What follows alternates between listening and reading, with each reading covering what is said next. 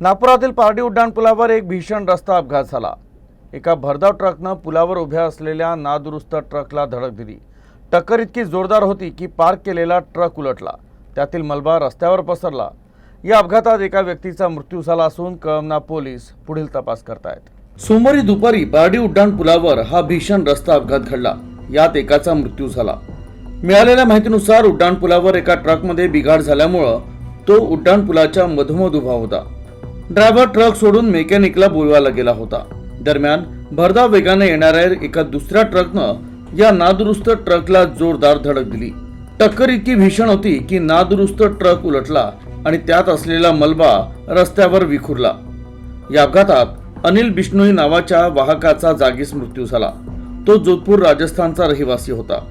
अपघातामुळे पारडी उड्डाणपुलाच्या एका बाजूची वाहतूक पूर्णपणे विस्कळीत झाली, तर रस्त्यावर पसरलेला मलबा साफ करण्याचं काम युद्धपातळीवर घेण्यात आलं।